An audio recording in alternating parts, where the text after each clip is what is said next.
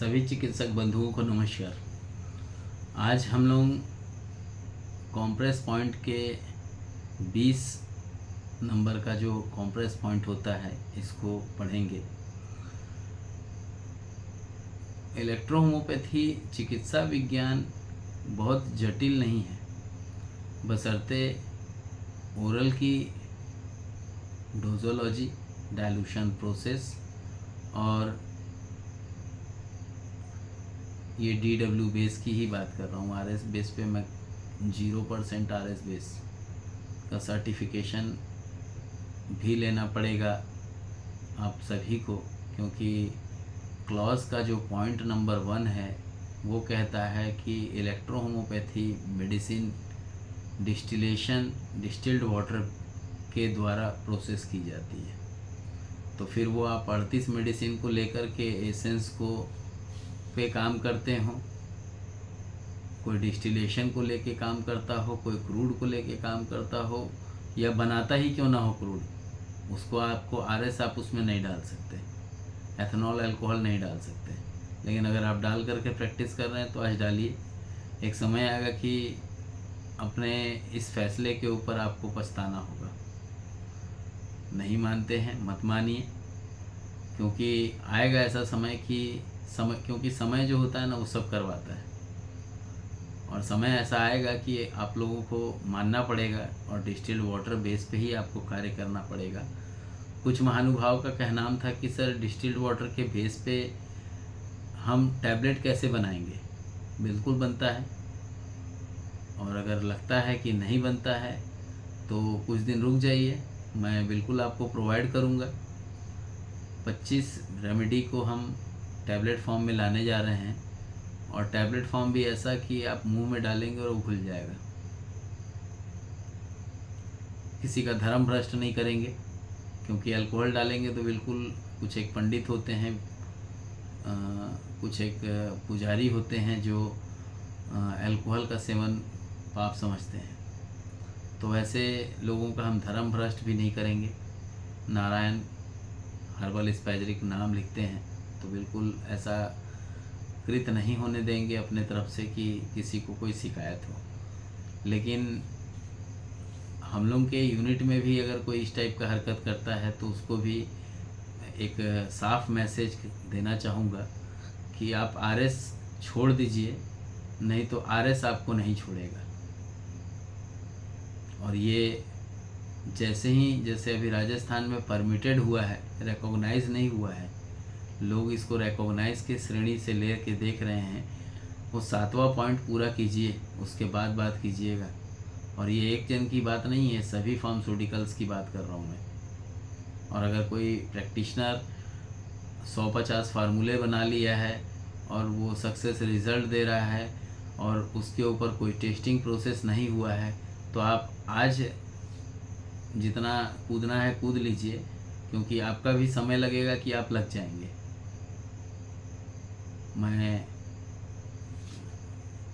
इस चीज़ को जानता हूँ कि मेडिकल टर्मोलॉजी जब तक आप उसकी कंप्लीट नहीं दिखाएंगे तब तक वो डाटा के बिना आप चाहेंगे कि हमको रिकॉग्नाइजेशन मिल जाएगा, बहुत मुश्किल होगी। और अगर मिल भी जाता है तो जैसे छत्तीसगढ़ में हुआ था वैसा होगा, और एक्ट पास हो जाने से ही सब कुछ नहीं हो जाता है। मेडिकल साइंस है, बोलेंगे आप कि मैं 2 लाख 5 लाख 10 लाख लोगों को दिखा दूंगा तो सरकार डर जाएगी। सरकार को डाटा चाहिए। जैसे चिकित्सकों ने अपना अपना डाटा प्रोवाइड किया, वैसे ही मेडिसिन का सभी का डाटा सार्वजनिक होना चाहिए। अगर ये सार्वजनिक नहीं होगा तो इसका खामियाजा इलेक्ट्रोहोमोपैथी पे रिसर्च करने वाले और जो प्रैक्टिशनर हैं उसमें जो कल्चर का एक चलन आना चाहिए वो नहीं आ पाएगा। आप लोग देखते होंगे आज से 15 साल पहले कि इलेक्ट्रोहोमोपैथी में क्रूड टिंचर हुआ करता था, बाद में ये क्रूड स्पैजरिक हो गया। बाद में कुछ लोगों ने, विद्वानों ने दिमाग लगाया कि नहीं चलो इसको डिस्टिलेशन करके देखते हैं कैसे होगा। एक बार बन चुकी है मेडिसिन, उसको आप लेकर के आप बोलोगे कि नहीं उसकी तासीर थी अल्कोहल बेस, आप उसकी तासीर चेंज करके बोलोगे कि नहीं हम वाटर बेस रखेंगे, मान लेंगे क्या उसको? आप मान लीजिएगा, आपकी जिसने बनाया है उसकी अंतरात्मा अगर मानती होगी तो बिल्कुल कहूँगा कि धोखा ज़्यादा दिन नहीं चलता है, धोखा कर्मा बन के लौटता है। बाकी मर्जी आपकी है, क्योंकि मैं कई चिकित्सकों से और कई डॉक्टर्स जो आते हैं इलेक्ट्रोहोम्योपैथी रिसर्च करने वाले, वो ये कहते हैं कि सर नए चिकित्सकों को कहा जाता है कि आप आरएस बेस भी काम कर सकते हैं और डिस्टिल वाटर बेस भी। ऐसे कैसे पॉसिबल है कि आप मस्जिद में भी जाके पूजा कर लीजिएगा और मंदिर में भी एक ही आदमी? पॉसिबल नहीं है। तो बात है लीगल, क्योंकि सुप्रीम कोर्ट की गाइडलाइन नंबर 1 पे ही लिखा है मेडिसिन का प्रोसेस। अब मेडिसिन का प्रोसेस मतलब प्रोसेस तो एक चिकित्सक भी कर रहा है, एक रिसर्चर भी कर रहा है और एक फार्मास्यूटिकल वाला भी कर रहा है, और उसका रिसर्च है ही नहीं उसके पास। फार्मूला बना लिए, 5 लोग ठीक हो रहे हैं, 50 लोग ठीक हो रहे हैं, बस ये ओके है। तो भाई उसका रिसर्च कहाँ है? वो तो आपकी कमाई हुई, सरकार कैसे मानेगी? उस प्रोडक्ट की एक एथेंटिक टेस्टिंग होनी चाहिए, जो आपने बेस बनाया वो, और वहाँ से जो डाइल्यूशन आपने जिस प्रोसेस से कराया वो जा कर के उसको रजिस्टर्ड करा लीजिए। नहीं तो एक समय आएगा कि वो फार्मूला भी चोरी हो जाएगा और आप किसी काम के भी नहीं रहेंगे। और एक समय के बाद जब समय चला जाता है तो अफसोस के अलावा कुछ नहीं बचता है। तो हम लोग क्लास को आगे चालू करते हैं, क्योंकि कहानी तो होनी चाहिए, खाली कहानी नहीं होनी चाहिए। लेकिन ठीक है, 20 नंबर का जो कॉम्प्रेस पॉइंट होता है वो है शक्रल तंत्रिका क्षेत्र का जो एरिया होता है। इसका हम विस्तृत वर्णन जानेंगे। पहले सैक्रल तंत्रिका तंत्र जो रीढ़ की हड्डी से निचले हिस्से में स्थित है, शरीर के महत्वपूर्ण तंत्रिकाओं में से एक है। यह क्षेत्र विशेष रूप से पेल्विक अंगों, गुदा, जनन अंगों, जांघों और निचले पैर की कार्यप्रणाली को नियंत्रित करने में सहायक होती है। शक्रल तंत्रिकाएं जो शरीर है उसमें संवेदी और मोटर कार्य के बीच समन्वय का कार्य करती है। यह तंत्रिका क्षेत्र शरीर के अन्य तंत्रिका क्षेत्रों से विभिन्न तंत्रिका तंतुओं के माध्यम से जुड़ा होता है और इसके द्वारा विभिन्न अंगों को उत्तेजना, संवेदना और गति प्रदान की जाती है। इस क्षेत्र में हम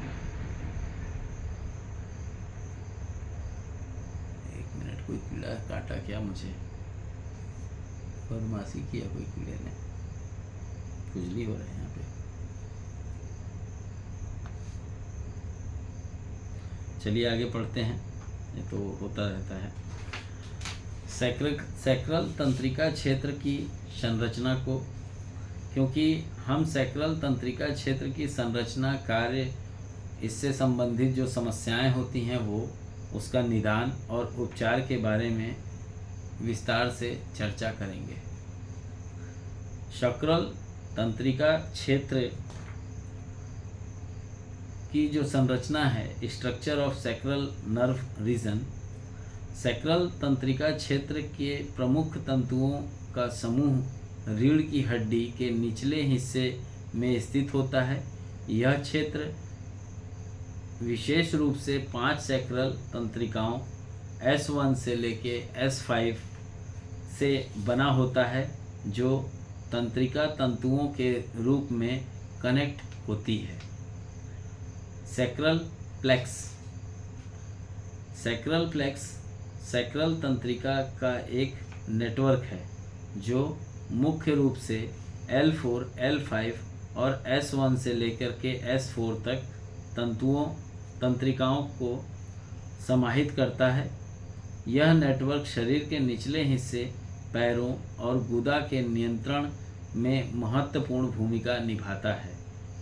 सैक्रल प्लेक्स से उत्पन्न तंत्रिकाएं मोटर और संवेदी कार्यों के लिए जिम्मेदार होती है।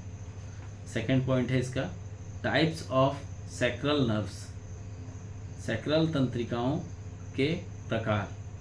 S1 से S5 तंत्रिकाएं, ये तंत्रिकाएं निचले अंगों और पेल्विक अंगों की कार्यप्रणाली के लिए जिम्मेदार होती है।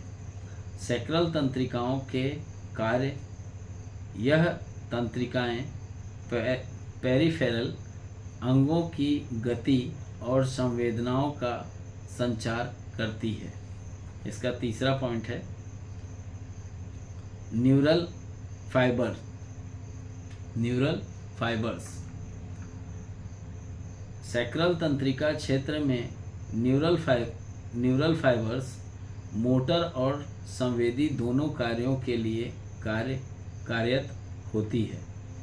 मोटर फाइब्रस मांसपेशियों की गति प्रदान करते हैं, जबकि संवेदी फाइब्रस अंगों से मस्तिष्क तक संवेदनाओं का संचार करते हैं। सैक्रल तंत्रिका क्षेत्र का जो फंक्शन है, कार्य है, function of sacral nerve region. Sacral तंत्रिका क्षेत्र शरीर के कई कार्यों को नियंत्रित करने में महत्वपूर्ण भूमिका निभाता है। इस क्षेत्र के तंत्रिकाओं का कार्य का विवरण, जिसमें पहला है मोटर फंक्शन, संरचना। संचरण बोलते हैं मोटर फंक्शन। सैक्रल तंत्रिकाओं के मोटर तंतुओं, श्रोणि और निचले अंगों की मांसपेशियों को नियंत्रित करते हैं। यह तंत्रिकाएं विशेष रूप से निचले पैरों, जांघों, पेल्विक अंगों, गुदा और जनन अंगों की गति और क्रियाओं को प्रभावित करती है। सेकंड है सेंसरी फंक्शन, संवेदन। सैक्रल तंत्रिकाएं शरीर के निचले हिस्से से मस्तिष्क तक संवेदनाओं का संचार करती है। इसमें गुदा, जनन अंगों, श्रोणि क्षेत्र और निचले अंगों की संवेदनाएं शामिल हैं। यह तंत्रिकाएं दर्द, तापमान और अन्य संवेदनाओं को मस्तिष्क तक पहुंचाती है। ये नर्व्स होती हैं, ठीक है। थर्ड है control of pelvic organ, pelvic अंगों का नियंत्रण। सैक्रल तंत्रिकाएं पेल्विक अंगों जैसे मूत्राशय और आंतों के नियंत्रण में महत्वपूर्ण भूमिका निभाती है। यह तंत्रिका क्षेत्र मल त्याग, मूत्र त्याग और अन्य शारीरिक क्रियाओं के नियंत्रण के लिए जिम्मेदार है। चौथा है कंट्रोल ऑफ सेक्सुअल फंक्शन, लिंग और यौन क्रियाओं का नियंत्रण। सैक्रल तंत्रिकाएं यौवन उत्तेजना, श्लग्न और अन्य यौवन क्रियाओं में भी महत्वपूर्ण भूमिका निभाती है। यह तंत्रिकाएं जननांगों के माध्यम से यौवन उत्तेजना और प्रतिक्रियाओं का नियंत्रण करती है। सैक्रल तंत्रिका क्षेत्र की जो समस्याएं होती हैं, disorder of sacral nerve region. Sacral तंत्रिकाओं क्षेत्र से जुड़ी समस्याओं, जिसमें शरीर के निचले हिस्से की कार्यप्रणाली को प्रभावित कर सकती है, इन समस्याओं में शामिल होते हैं। क्या क्या होते हैं वो क्लियर करेंगे। पहला है सैक्रल नर्व इम्पिगमेंट, सैक्रल तंत्रिका का दंश। यह समस्या तब होती है जब सैक्रल तंतुओं पर दबाव पड़ता है या तंत्रिकाओं के क्षरण होता है, मतलब ट्यूबरकुलोसिस जनरेट होती है। यह स्थिति दर्द, झुनझुनी और कमजोरी का कारण बन सकती है। सेकंड है सैक्रल प्लेक्स न्यूरोपैथी।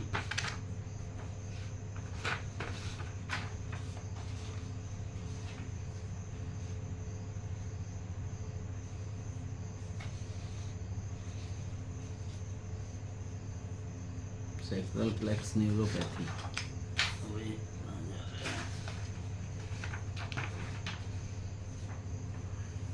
यह स्थिति तब होती है जब सैक्रल प्लेक्स को क्षति पहुंचती है, जिसके परिणाम स्वरूप निचले अंगों में कमजोरी, शून्यता और दर्द हो सकता है।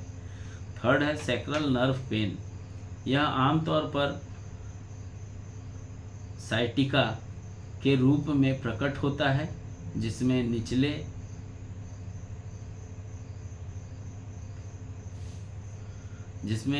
निचले पीठ, कूल्हों, जांघों और पैरों में तीव्र दर्द होता है। यह दर्द विशेष रूप से लंबे समय तक बैठने या खड़े होने के दौरान बढ़ सकता है। चौथा है स्ट्रोक और इंजरी। रीढ़ की हड्डी पर चोट या स्ट्रोक होने के कारण सैक्रल तंत्रिकाओं पर प्रभाव पड़ सकता है, जिससे पैल्विक अंगों के और निचले अंगों की कार्यप्रणाली प्रभावित हो सकती है। पांचवा है मल या मूत्र संबंधित विकार, बावेल और ब्लैडर डिस्फंक्शन। सैक्रल तंत्रिकाओं के नुकसान से मूत्र और मल त्याग में समस्या हो सकती है, जिससे मलाशय का नियंत्रण न रहना। सैक्रल तंत्रिकाओं की जो समस्या होती है उसका निदान। Diagnosis of sacral nerve disorders क्या क्या हैं उसको भी जानते हैं। सैक्रल तंत्रिका से संबंधित समस्याओं का निदान कुछ एक विभिन्न प्रकार की परीक्षणों के द्वारा किया जा सकता है। पहला है फिजिकल एग्जामिनेशन। डॉक्टर द्वारा शारीरिक परीक्षण किया जाता है, जिसमें रोगी से उसकी जो दर्द की स्थिति है और अन्य लक्षणों के बारे में जानकारी ली जाती है। दूसरा है इलेक्ट्रोमायोग्राफी, EMG, कैपिटल में EMG लिख लेंगे। यह परीक्षण तंत्रिकाओं और मांसपेशियों की गतिविधि का आकलन करने में सहायक होता है। यह तंत्रिका की क्षति और कार्यप्रणाली में अवरोध का पता लगाने में मदद करता है। MRI और CT स्कैन, ये इमेजिंग टेक्निक सैक्रल तंत्रिका क्षेत्र में किसी भी प्रकार की शारीरिक क्षति, दबाव या विकृति का पता लगाने के लिए उपयोग की जाती है। चौथा है न्यूरोलॉजिकल एग्जामिनेशन। यह परीक्षण तंत्रिकाओं की कार्यप्रणाली को मापने के लिए किया जाता है। इसमें संवेदनशीलता, गति और अन्य न्यूरोलॉजिकल कार्यों की जांच की जाती है। सैक्रल तंत्रिका की जो समस्या होती है उसका उपचार। Treatment of sacral nerve disorder. Sacral तंत्रिका समस्याओं के उपचार में विभिन्न प्रकार से के विकल्प हो सकते हैं। मेडिकेशन में दर्द निवारक दवाएं, सूजन रोधी दवाएं सैक्रल तंत्रिकाओं की जो समस्या है उसके इलाज में सहायक होती है। फिजियोथेरेपी करा सकते हैं। फिजियोथेरेपी द्वारा तंत्रिका को पुनर्स्थापित किया जा सकता है। इससे रिलेटेड जो एक्सरसाइज होती हैं, स्ट्रेचिंग होती है, मांसपेशियों को मजबूती प्रदान करने के लिए किया जाता है। C4 को भी दे सकते हैं पॉजिटिव में। अब पॉजिटिव में तो मतलब D4 मत भूलिएगा, है ना। पॉजिटिव मतलब D1 होता है। अगर एसेंस लिए हैं तो एक बार तोड़िएगा और D4 हो जाएगा, लेकिन उसका डोज सीखना पड़ेगा ना। तो आप लोग बताए नहीं मुझे 29 जून को प्रोग्राम रखना है कि 6 जुलाई को। आप लोग लेट कीजिएगा तो आप लोग जानिएगा, मुझे क्या है। आगे बढ़ते हैं। सैक्रल तंत्रिकाओं का जो समस्या होती है उसका जो उपचार होता है उसमें उसके उपचार से संबंधित जो विकल्प होने चाहिए जो व्यक्ति चुन सकता है। सर्जरी भी एक होता है। गंभीर मामलों में जैसे तंत्रिका दंश या हर्निएटेड डिस्क का प्रॉब्लम हुआ हो तो सर्जरी की आवश्यकता हो सकती है। न्यूरोमॉड्यूलेशन, इसमें विद्युत उत्तेजना के माध्यम से तंत्रिका को सुधारने की प्रक्रिया होती है जो दर्द को नियंत्रित करने में सहायक होती है। पांचवा है प्राकृतिक उपचार, नेचुरल रेमेडीज। कुछ मामलों में नहीं बोलना चाहिए, लगभग 85% मामलों में, कुछ मामला बोलने से गड़बड़ हो जाएगा नहीं। 85% मामलों में इलेक्ट्रोहोमोपैथी से उपचार, योग और कई बार मेडिटेशन भी सैक्रल तंत्रिका समस्याओं को राहत देने में सहायक हुई है। निष्कर्ष, कंक्लूजन की बात कर लेते हैं। सैक्रल तंत्रिका क्षेत्र मानव शरीर के महत्वपूर्ण हिस्से में से एक है, जो निचले अंगों, पैल्विक अंगों और जनन अंगों के कार्य प्रणाली को नियंत्रित करता है। इस क्षेत्र से संबंधित समस्याओं का प्रभाव शरीर के दैनिक कार्यों में गंभीर रूप से पड़ सकता है। उचित निदान और उपचार से इन समस्याओं का समाधान संभव है और उचित देखभाल से हम इन समस्याओं से बचाव भी कर सकते हैं। तो आप क्लास कैसी लगी मुझे बताएंगे ज़रूर, और क्लासेस सुचारू रूप से चलेंगी। 46 कॉम्प्रेस पॉइंट समाप्त होने के पश्चात जो हम मेडिसिन वे पे चल रहे थे, प्रैक्टिकल वे पे चल रहे थे, अगर किसी को लगता है कि मुझे प्रैक्टिकल अटेंड करना चाहिए तो पहली बार में आपको 500 देना पड़ेगा, दूसरी बार में कुछ नहीं देना है, केवल 500 रुपये देना पड़ेगा, क्योंकि इसकी फ़ीस ही थी 500। बहुत सारे चिकित्सकों ने ज्वाइन तो कर लिया लेकिन पेमेंट नहीं डाले भाई, गलत बात है, पेमेंट डालना चाहिए था, गलत बात है। चलिए कोई दिक्कत नहीं है, क्लास अटेंड करते रहिए, अपना ज्ञान बढ़ाते रहिए, क्योंकि ज्ञान है तो विज्ञान है, और अगर ज्ञान नहीं है तो विज्ञान का भी आप कबाड़ा कर देंगे। ठीक है, आज्ञा चाहूँगा। जय हिंद, जय इलेक्ट्रो होम्योपैथी, जय काउंट सीजर मेटिची, जय नासक मेथोडोलॉजी।